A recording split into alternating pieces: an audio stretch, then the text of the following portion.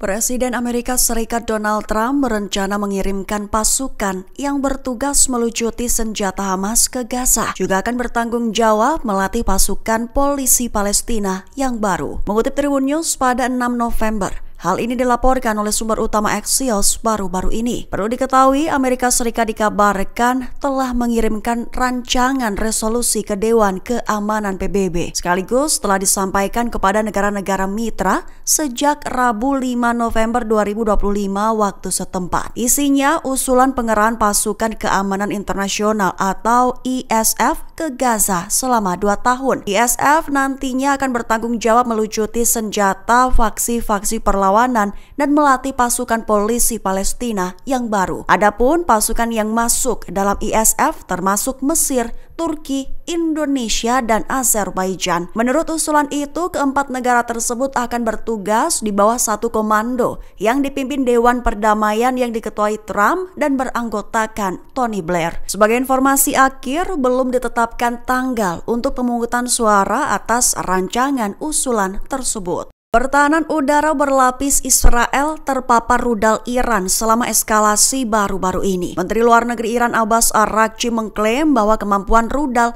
dan pertahanan Iran lebih kuat daripada sebelum agresi bulan Juni. Mengutip Al-Mayadin pada 6 November, hal itu diutarakan oleh Araghchi dalam pernyataannya pada Rabu 5 November 2025. Pernyataan Araghchi itu merujuk pada pernyataan juru bicara Kementerian Pertahanan Iran, Brigadir Jenderal Reza Talai baru-baru ini, di mana yang menyatakan bahwa industri rudal Iran dikembangkan di dalam negeri maju dan termasuk di antara program rudal terkuat di dunia. Araghchi pun menekankan bahwa meski Israel memiliki pertahanan udara berlapis dan dukungan kekuatan barat, namun langit Tel Aviv sudah terpapar rudal Iran selama eskalasi baru-baru ini. Diklaimnya bahwa musuh gagal mencapai satu pun tujuannya dalam perang.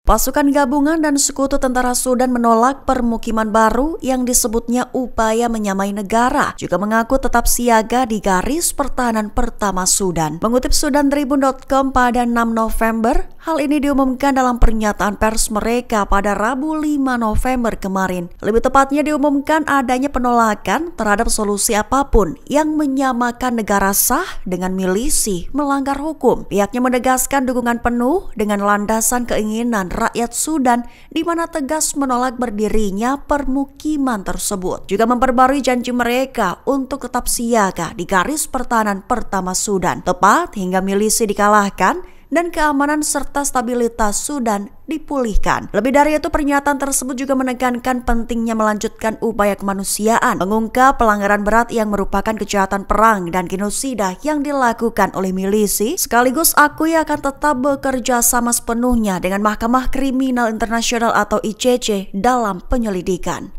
Suriah menjadi medan perang baru militer Israel. Beberapa kendaraan tempur Israel dikabarkan telah menyerbu pedesaan Quneitra dan membangun pos pemeriksaan baru. Mengutip Al-Mayadin pada 6 November, penyerbuan di Suriah Selatan itu terjadi sejak Rabu 5 November waktu setempat. Dijelaskan bahwa 3 rampur Israel menyerbu kota Al-Ruweiha mendirikan pos pemeriksaan sementara. Sementara itu, 2 tank dan 2 kendaraan militer juga bergerak maju ke Rash al-Halabi di Quneitra Tengah. Pasukan Israel juga sempat mendirikan pos pemeriksaan sementara di dekat jalan Kasarat sebelum mundur dari lokasi itu. Aksi-aksi terbaru militer Israel tersebut pada akhirnya disebut sebagai bagian dari serangan lanjutan di wilayah Suriah Selatan. Bahkan dilaporkan juga dalam perkembangan terpisah, di mana tim yang berafiliasi dengan pasukan PBB melakukan peledakan terkendali terhadap amunisi yang terkubur di Tal Ahmar, lokasi yang terletak di antara Jubata Al-Kashab dan Ain Al-Nouriyah di pedesaan Quneitra Utara.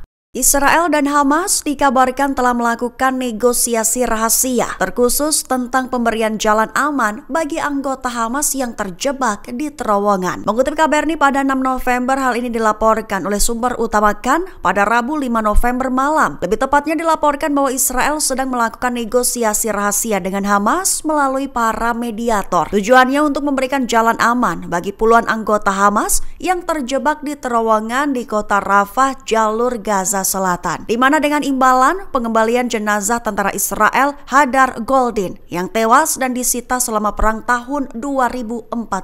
Ditegaskan bahwa Israel memutuskan tidak akan mundur sampai jenazah Goldin diserahkan, sambil menekankan bahwa mereka harus tidak bersenjata. Sumber-sumber keamanan Israel mengonfirmasi bahwa tentara Israel menahan diri untuk tidak mengebomnya karena takut kehilangan jejak. Israel menekankan bahwa Hamas mampu menyerahkannya kapan saja merujuk pada jenazah Goldin.